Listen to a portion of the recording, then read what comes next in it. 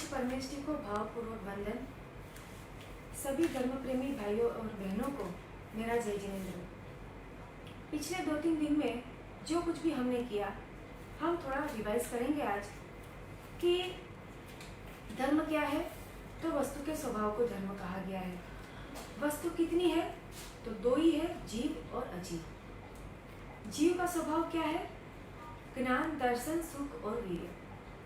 और अजीव का स्वभाव क्या है? वर्ण, गंध, रस और स्पर्श, संस्थान। धार्मिक क्रियाएं क्या है? धार्मिक क्रिया करने के पीछे का उद्देश्य क्या है? सामायिक प्रतिक्रमण, तपश्चर्या, जिनवाणी का श्रवण, जब, ये सब धार्मिक क्रियाएं हैं। और ये क्रियाएं करने पीछे का उद्देश्य है धर्म को प्राप्त करना, अर्थात स्वभाव को प्राप्त करना। सामायिक प्रतिक्रमण, तपश्चर्या, ये सारी क्रियाएं करने के बाद हमें आत्मनिरीक्षण करना है। हमें चिंतन करना है कि समता गुण का विकास कितना हुआ, सहनशीलता गुण का विकास कितना हुआ, पूरे दिन में हम क्षमा को कितनी देर और कौन कौन सी परिस्थिति में धारण कर पाते हैं। और स्वभाव में अगर हम स्थिर न रहे, इन सब गुणों का अगर विकास न हो, तो की हुई ये सारी धर्म क्रियाएं क्या बन जाती है? जड़। और जिससे पुण्य तो बंधेगा, लेकिन आध्यात्मिक विकास नहीं हो पाता है। और हम स्वभाव में नहीं रह पाते। उसके पीछे का कारण क्या है? कषाय, यानी कि मोहनीय कर्म। मोहनीय कर्म एक आध्यात्मिक दोष है जो हमें स्वभाव में स्थिर रहने नहीं देता है। जिनवाणी का श्रवण क्यों करना है और उससे हमें क्या लाभ होता है? जैसे जैसे धार्मिक अभ्यास हमारा बढ़ते जाता है, वैसे वैसे अज्ञानता दूर होती जाती है और हम सम्यक दर्शन को प्राप्त करते हैं। संसार में प्रत्येक जीव सुखी होना चाहता है। कोई भी जीव दुख नहीं चाहता। और दुख का कारण क्या है? अज्ञानता। और अज्ञानता के कारण, मिथ्या मान्यता के कारण हम क्या सोचते हैं? यही कि सुख का एकमात्र साधन है भौतिक पदार्थ। भौतिक पदार्थ ही सर्वस्व है और उसी से हमें सुख की प्राप्ति होती है। जितने भौतिक पदार्थ मेरे पास अधिक, मैं उतना ज़्यादा सुखी। ये हमारी मिथ्या मान्यता है। कल हम जिस विषय पे बात कर रहे थे, हमने 2 प्रकार के नॉलेज की बात की, एकेडमिक नॉलेज और स्पिरिचुअल नॉलेज। आजकल हम देखते हैं कि जो यंगस्टर्स है, जो हमारी यंग जनरेशन है, वो धर्म से दूर भाग रही है। क्यों भाग रही है? उसके पीछे का कारण क्या है? क्या हमने कभी ये सोचने का प्रयत्न किया? जो हमारी यंग जनरेशन है वो धर्म से दूर जा रही है, उसका कारण है कि हमने एकेडमिक नॉलेज और स्पिरिचुअल नॉलेज दोनों को अलग कर दिया। यदि स्पिरिचुअलिटी को हम एकेडमिक के साथ जोड़ दें तो आसानी से हम बच्चों को धर्म के साथ जोड़ सकते हैं। कैसे? एक एग्जाम्पल कि बच्चे क्या करते हैं? कंपाउंड में खेल रहे होते हैं। अब देखिए, बच्चे खेलते हैं तो लड़ाई झगड़ा भी होता है और एक दूसरे के साथ कहासुनी भी होती है। एक बच्चा रोते रोते अपनी माँ के पास आया। अब बच्चे ने क्या किया? बच्चे ने माँ से शिकायत की। सोचिए, बच्चे ने माँ से क्या शिकायत की कि उसने मुझे जैसे तैसे कहा और उसने मुझे मारा। अब बच्चा रो रहा है। अब देखिए कि बच्चों को जैन धर्म के सिद्धांत हमें समझाने हैं तो प्रैक्टिकल वे में हम उसे किस तरह समझा सकते हैं। अगर हम बच्चों को बोलेंगे कि आओ तुम मेरे पास बैठो, मैं तुम्हें अनेकांत क्या है समझाता हूँ, नई निक्षेप क्या है, सप्तभंगी क्या है, स्यादवाद क्या है, तो क्या बच्चे आकर बैठेंगे? क्या हमारे पास सीखेंगे? इतने भारी भारी शब्द सुनकर हम लोग खुद भाग जाए, बच्चों की तो क्या बात करेंगे। लेकिन जो प्रैक्टिकलिटी द्वारा प्रैक्टिकल हम बच्चों को इन सिद्धांतों को कैसे समझा सकते हैं। सोचिए कि ये बच्चा रोते रोते आया, माँ से शिकायत की। उसी समय एक व्यक्ति आता है और उसकी माँ से कहता है कि भाभी जी ये आपका सामान है, आप लीजिए। अब माँ ने उस बच्चे से कहा कि उस व्यक्ति ने मुझे भाभी कहा तो तुम्हें गुस्सा क्यों नहीं आया? अब बच्चा कहता है कि उसमें गुस्सा करने जैसी बात क्या है, आप उसकी भाभी हो। तो माँ कहती है मगर मैं तो तुम्हारी माँ हूँ, जिस प्रकार तुम मुझे माँ कहते हो उसी प्रकार उसे भी तो मुझे माँ कहना चाहिए।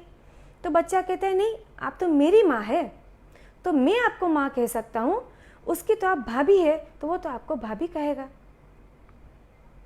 माँ ने तब क्या कहा कि उसके एंगल से मैं भाभी हुई, तुम्हारे एंगल से मैं माँ हुई, उसके एंगल से वो सही और तुम्हारे एंगल से तुम सही। अब तुम ये सोचो कि तुम्हारे जिस मित्र ने तुमसे झगड़ा किया, तुमको जैसे तैसे कहा, तुम उसके एंगल से सोचो कि अगर उसकी जगह तुम होते, ऐसा करता तो तुम क्या करते। बच्चे ने कहा मैं भी वैसा ही करता जैसा उसने किया। तो बस, तो उसके एंगल से उसने जो किया वो सही, तुम्हारे एंगल से जो तुमने किया वो सही। और बच्चे को ये बात समझ में आ गई। और सोचिए क्या हुआ कि इस छोटे से प्रसंग के द्वारा, इस छोटी सी घटना के द्वारा उस बच्चे ने अनेकांत को भी समझ लिया, अनेकांत को जीवन में उतार भी लिया और झगड़ा भी समाप्त हो गया। लेकिन हम क्या करते हैं, जब बच्चा रोते हुए घर आता है और कंप्लेंट करता है तब हम क्या करते हैं, देखो एकदम चुप हो जाओ, रोने की कोई ज़रूरत नहीं, अभी मैं जाती हूँ और अभी उसकी खबर लेती हूँ, उसकी मम्मी से भी मैं बात करती हूँ। इस तरह हम क्या करते हैं, बच्चों को प्रोटेक्ट करते हैं।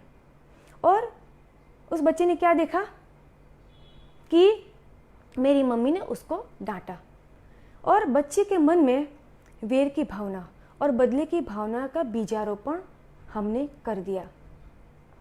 अब बार बार हम बच्चे के मोह के कारण क्या करते हैं, बच्चे को प्रोटेक्ट करते हैं। अब हमें बच्चों की साइकोलॉजी को समझना पड़ेगा। अब वो बच्चा क्या सोचता है कि मैं कभी गलत हो ही नहीं सकता, और सामने वाला यदि कुछ गलत करता है तो मुझे क्या करना है, मुझे उससे बदला लेना है, मुझे उसके साथ झगड़ा करना है। अब ऐसा बच्चा आगे चलकर क्या होगा, उसके साथ सिर्फ संघर्ष होगा, विवाद होगा, लड़ाई झगड़ा होगा और अशांति फैलेगी। कभी वो शांति को, सुख को प्राप्त नहीं कर पाएगा। और ये बच्चा जिसने शुरू से ही अनेकांत दृष्टि से देखना शुरू कर दिया है, जब वो जीवन में आगे बढ़ेगा, कहीं भी जाएगा, कोई भी व्यक्ति उसे कुछ भी कहेगा तो वो क्या करेगा, उसको उसके एंगल से देखने का प्रयत्न करेगा, उसके नज़रिए से सिचुएशन को देखने का प्रयत्न करेगा, और ये बालक कहीं भी उलझेगा नहीं। तो एक श्रावक होने के नाते हमारा कर्तव्य क्या है कि हम स्पिरिचुअलिटी को एकेडमिक के साथ जोड़ें और प्रैक्टिकल अप्रोच अपनाएं। तो अब हम आगे बढ़ते हैं कि हमारा जो विषय चल रहा था कि अज्ञानता के कारण हम सुख का कारण किसे मानते हैं, भौतिक पदार्थ को मानते हैं। अब भौतिक पदार्थ, क्या भौतिक पदार्थ में सुख है? हमने पहले ही बात की कि भौतिक पदार्थ अजीव है, पुद्गल है। पुद्गल का स्वभाव क्या है? वर्ण, गंध, रस, स्पर्श, संस्थान। इसमें कहीं भी सुख शब्द का उल्लेख हुआ नहीं हुआ। आत्मा का स्वभाव क्या है? ज्ञान, दर्शन, सुख, वीर्य, क्षमा, दया आदि। इसमें सुख शब्द का उल्लेख हुआ। इसका अर्थ क्या है? सुख कहाँ पे है? अजीव तत्व में कि जीव तत्व में? तो सुख हमारे भीतर में है। अज्ञानता के कारण हमें ये भ्रम हो गया है कि सुख भौतिक पदार्थ में है। मृग मरीचिका, जिसे हम मृगजल कहते हैं, हमें क्या भ्रम होता है कि सामने पानी है और उस पानी को लेने के लिए हम वहाँ तक जाते हैं और क्या पाते हैं? क्या पानी होता है? नहीं होता है। ठीक उसी तरह हमें लगता है कि पुद्गल में, भौतिक पदार्थों में सुख है और उसी के लिए हम सुख को कहाँ खोजते हैं? बाहर में, भौतिक पदार्थ में। तो हमारी हालत कैसी है? उस वृद्ध महिला जैसी है। क्या हुआ कि एक बार एक वृद्ध महिला, उसकी उम्र थी 75-80 साल, आंखों की रोशनी कम थी और उस समय में घर में भी रोशनी कम थी, अकेली रहती थी और अपनी जीवन चलाने के लिए वो सिलाई का काम करती थी। अब सिलाई का काम करते करते उसकी सुई कहीं गिर जाती है। एक तो आंखों की रोशनी कम थी, उसमें घर में रोशनी कम थी, तो वो सुई खोजने का प्रयत्न कर रही है मगर उसे सुई नहीं मिलती। तो उसने क्या सोचा कि बाहर में नगर पालिका की लाइट थी और उसका प्रकाश बहुत अधिक था। तो उसने क्या सोचा कि मैं बाहर में प्रकाश ज़्यादा है तो बाहर में जाकर सुई को खोजूं। खोज रही है, एक सज्जन व्यक्ति वहाँ से पसार हो रहा है। उसने पूछा, माँ जी आप क्या कर रही है? तब क्या कहा माँ जी ने कि बेटा मेरी सुई गिर गई है तो मैं सुई को खोज रही हूँ। तो सज्जन व्यक्ति सोचता है कि क्यों ना मैं इसकी मदद करूँ। तो वो भी सुई खोज रहा है। थोड़ी देर हुई, उसे सुई मिली नहीं। उसने माँ जी से पूछा कि माँ जी आप ये बताइए कि आप सिलाई का काम कहाँ कर रही थी? तब माँ जी ने कहा, बेटा मैं तो घर में बैठकर सिलाई का काम कर रही थी। तब वो सज्जन व्यक्ति कहता है कि जब घर में बैठे थे तो घर में गिरी होगी, तो आपको घर में खोजना चाहिए, आप बाहर क्यों खोज रहे हैं? तब माँ जी ने कहा कि बेटा घर में लाइट कहाँ है, रोशनी कम है, मुझे भी कम दिखाई देता है और बाहर में रोशनी ज़्यादा है, तो मैंने सोचा कि मैं बाहर में ही खोज लूँ। अब सोचिए, ये मूर्खता नहीं तो और क्या है। हम भी क्या करते हैं? सुख हमारे भीतर में है मगर उस सुख को हम कहाँ खोज रहे हैं? बाहर में खोज रहे हैं। क्या हमें सुख मिलेगा? नहीं। ये मूर्खता नहीं तो और क्या है। ज्ञानी भगवंत ने एक दृष्टांत के माध्यम से हमें समझाया है कि भौतिक पदार्थ जिसे हम सुख का अनुभव करते हैं वो वास्तव में सुख नहीं बल्कि क्या है? सुखाभास है। अर्थात क्या है? सुख का आभास है। उसे समझाने के लिए कुत्ते का दृष्टांत दिया है कि एक कुत्ता जिसके मुंह में हड्डी का टुकड़ा आ जाता है, वो उस हड्डी को चबाने का प्रयत्न करता है, उसे तोड़ने का प्रयत्न करता है, लेकिन वो हड्डी टूटती नहीं, उसके मुंह में घाव अवश्य हो जाता है और मुंह में घाव होने के कारण उसके मुंह से खून निकलता है और वही खून को वो अपने गले के नीचे उतारता है। वो क्या समझ रहा है कि हड्डी से रस टपक रहा है, जो कि वास्तव में सुख नहीं, सुख का आभास है, क्योंकि उस सुख के साथ अनंत अनंत दुख जुड़ा हुआ है। कैसे?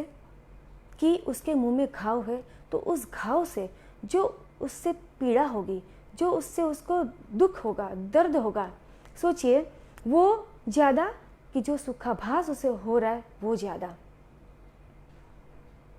कहने का तात्पर्य ये है कि भौतिक पदार्थों में जिसे हम सुख मानते हैं वो सुख है नहीं बल्कि क्या है?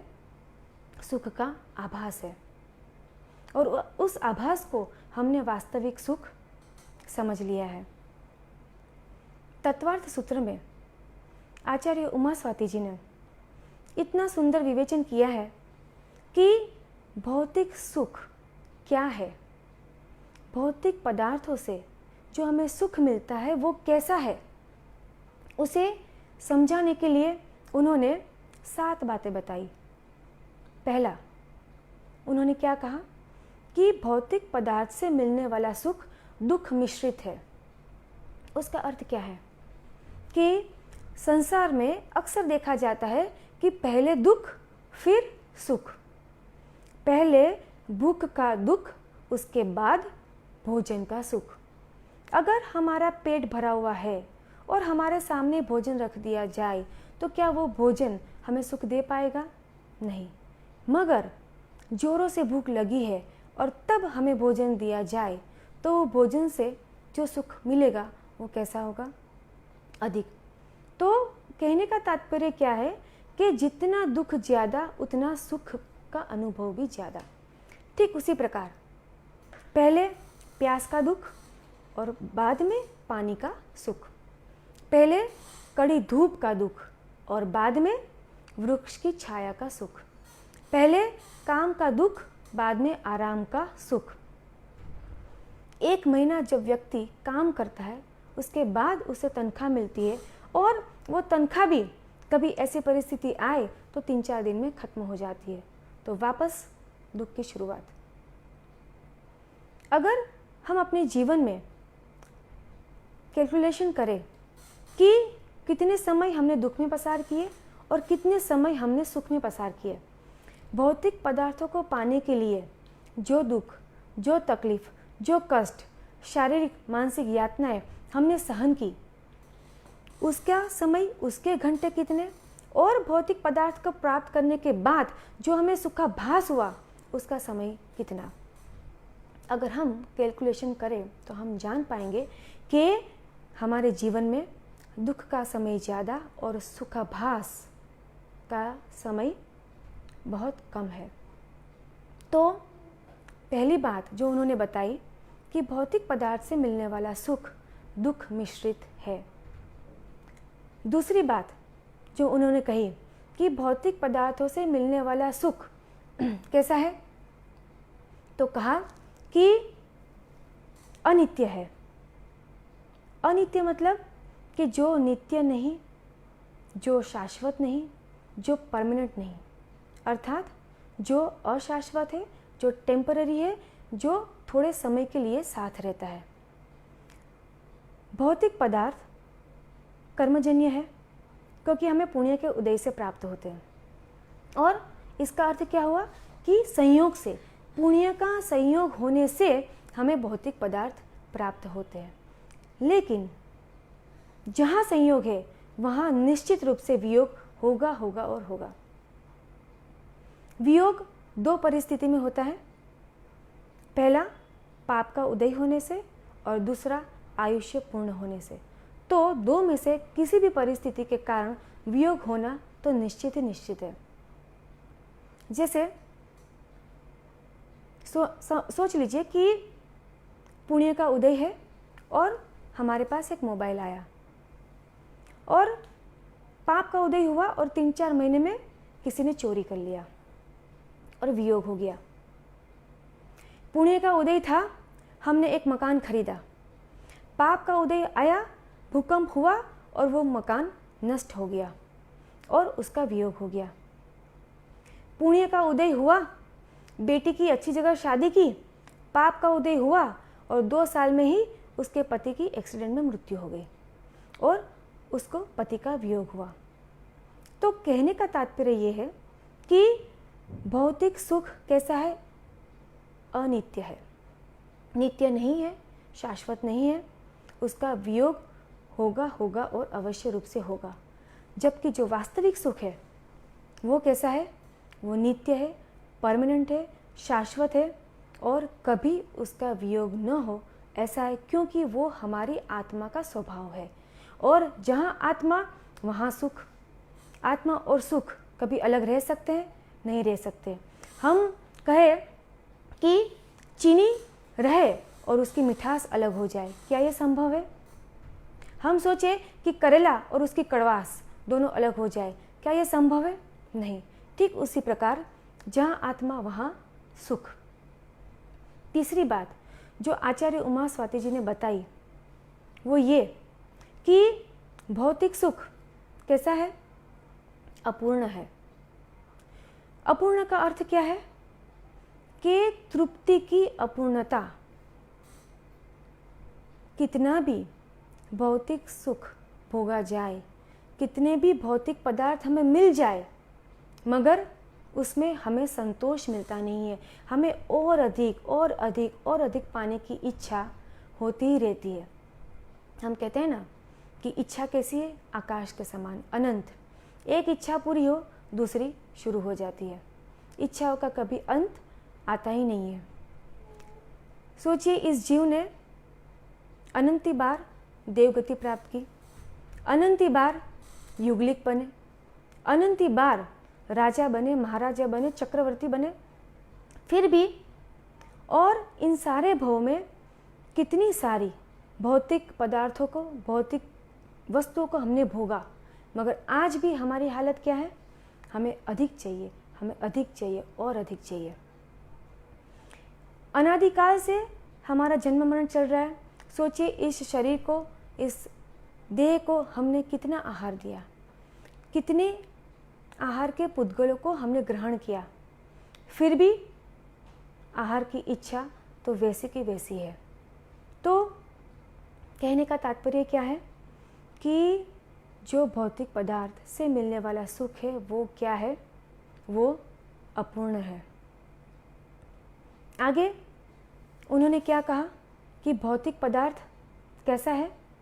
तो क्या कहा कि पराधीन है। तो पराधीन का अर्थ क्या है? कि भौतिक पदार्थ डिपेंडेंट है। किसके ऊपर डिपेंडेंट है? तो पुण्य के ऊपर। और पुण्य के उदय से हमें भौतिक पदार्थ मिल भी जाए तो उस पदार्थों को हम भोग सके, उसके लिए भी हमें पुण्य चाहिए। तो जैसे हमने कल बात की थी कि एक व्यक्ति पुण्य के उदय से उसके पास अधिक धन संपत्ति है, पैसा बहुत सारा है, लेकिन वो उस पैसे का उपयोग कर सके, उस पैसे के द्वारा वो वर्ल्ड टूर कर सके, ऐसी उसके शरीर में सामर्थ्य नहीं है।